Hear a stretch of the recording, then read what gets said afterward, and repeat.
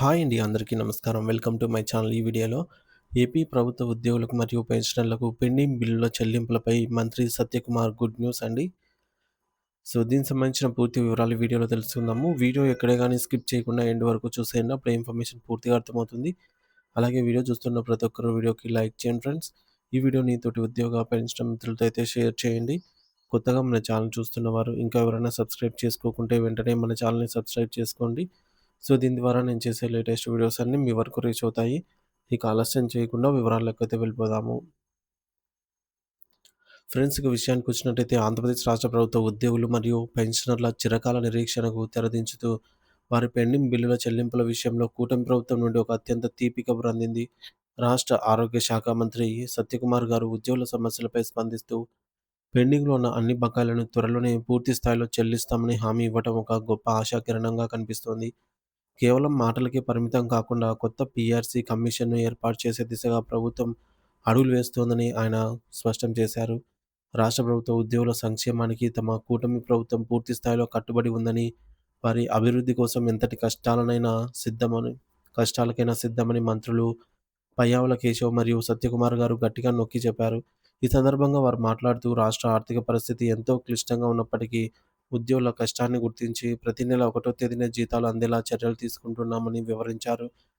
ఇదివరకు ఎన్నడూ లేని విధంగా ఉద్యోగుల పాత బకాయిలన్నిటినీ ఒక క్రమ పద్ధతిలో చెల్లించడానికి ప్రణాళికలు సిద్ధం చేస్తున్నామని, ముఖ్యంగా ఉద్యోగుల ఆరోగ్య భద్రత కోసం ఈహెచ్ఎస్ వ్యవస్థను పూర్తిగా ఆధునికీకరించి అప్డేట్ చేస్తున్నామని వారు వెల్లడించారు.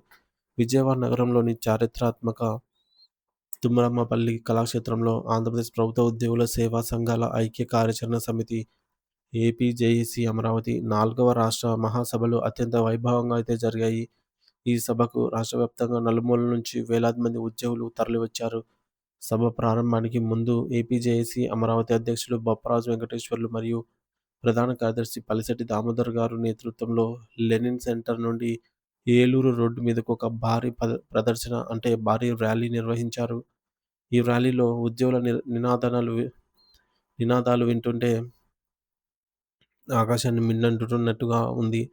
తమ హక్కుల సాధన కోసం వారు చేస్తున్న పోరాట పటిమను ఈ ప్రదర్శన చాటి చెప్పింది.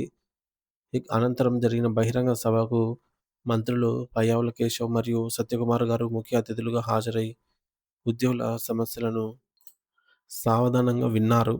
వారు తమ ప్రసంగంలో ఉద్యోగులే ప్రభుత్వానికి వెన్నెముక అని, వారి సంక్షేమమే ప్రభుత్వ ప్రధాన ప్రాధాన్యత అని ప్రకటించారు. రాష్ట్ర ఆర్థిక మంత్రి పయ్యావుల కేశవ్ గారు మాట్లాడుతూ, గత ప్రభుత్వం అనుసరించిన ఆర్థిక విధానాల వల్ల ఉద్యోగులకు అందాల్సిన వేల కోట్ల రూపాయలు పెండింగ్ బిల్లులను ఆ ప్రభుత్వం దాదాపు అణిచివేసిందని లేదా దారి మళ్లించిందని తీవ్ర విమర్శలు చేశారు.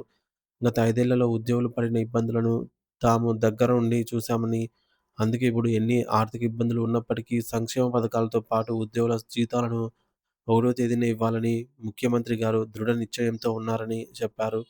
రాష్ట్ర ఆదాయాన్ని పెంచేందుకు ప్రభుత్వం నిరంతరం కొత్త మార్గాలను అన్వేషిస్తోందని, తద్వారా వచ్చే ఆదాయాన్ని ఉద్యోగుల బకాయిల చెల్లింపులకు మళ్లిస్తామని ఆయన భరోసా ఇచ్చారు.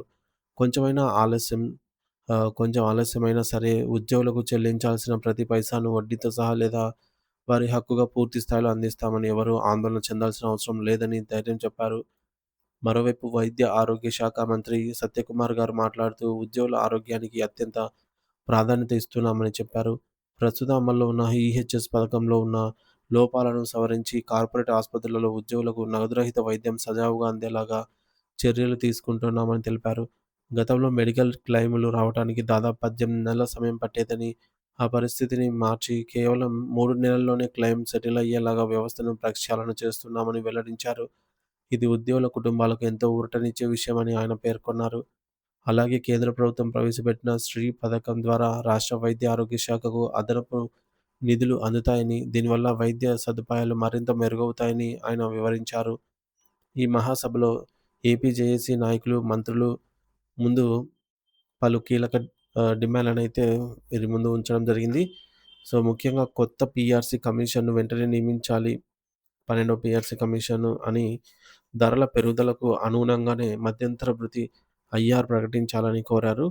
మరి చాలా కాలంగా పెండింగ్‌లో ఉన్నటువంటి డీఆర్ అరియర్స్‌ను వెంటనే విడుదల చేయాలని, ఇందులో మొదటి ప్రాధాన్యతను వృద్ధ పెన్షనర్లకు ఇవ్వాలని వారు విజ్ఞప్తి చేశారు. రిటైర్ అయిన వారికి పెన్షన్ ప్రయోజనాలు అందడంలో జరుగుతున్న జాప్యాన్ని నివారించాలని కోరారు. అలాగే 11వ పీఆర్సీకి సంబంధించిన బకాయిలను ఏమాత్రం ఆలస్యం చేయకుండా విడుదల చేయాలని, ఉద్యోగుల సొంత డబ్బు అయినటువంటి జీపీఎఫ్ మొత్తాలను, సరెండర్ లీవ్‌ల వీటన్నిటిని పెండింగ్ బిల్లులను యుద్ధ ప్రాతిపదికన క్లియర్ చేయాలని గట్టిగా డిమాండ్ చేశారు. సో, ఈ డిమాండ్‌లన్నిటిని సభ్యులు ఆహ్, ఏకగ్రీవంగా తీర్మానించి ప్రభుత్వానికి సమర్పించారు. మంత్రులు ఈ డిమాండ్‌లపై సానుకూలంగా స్పందిస్తూ ఆర్థిక శాఖతో చర్చించి ఒక క్రమబద్ధమైన షెడ్యూల్ ప్రకారంగా అన్ని బకాయిలను విడుదల చేస్తామని హామీ ఇచ్చారు. మరీ ముఖ్యంగా పెన్షనర్లకు అందాల్సిన ప్రయోజనాలను త్వరితగతిన అందించేందుకు ప్రత్యేక శ్రద్ధ తీసుకుంటామని సత్యకుమార్ గారు చెప్పారు. సో, వయసు మళ్లిన వారు తమ సొంత డబ్బు కోసం కార్యాలయాల చుట్టూ తిరగటం సరైనది కాదని, వారి గౌరవాన్ని కాపాడటం ప్రభుత్వ బాధ్యతని ఆయన పేర్కొన్నారు. ఈ సానుకూల ప్రకటనతో సమావేశానికి వచ్చిన వేలాది మంది ఉద్యోగులలో కొత్త ఉత్సాహం నెలకొంది. ప్రభుత్వం మాట ఇచ్చింది కాబట్టి రాబోయే రోజుల్లో తమ సమస్యలన్నిటినీ ఒక్కొక్కటిగా పరిష్కారం అవుతాయని ఉద్యోగులు మరియు పెన్షనర్లు ఆశాభావం వ్యక్తం చేస్తున్నారు. కూటమి ప్రభుత్వం ఉద్యోగుల ప్రాతిపదికగా వ్యవహరిస్తుందని మంత్రులు పయ్యావుల కేశవ్ మరియు సత్యకుమార్ గారు ఇచ్చిన భరోసా ఉద్యోగ వర్గాల్లో చర్చనీయాంశంగా అయితే మారింది.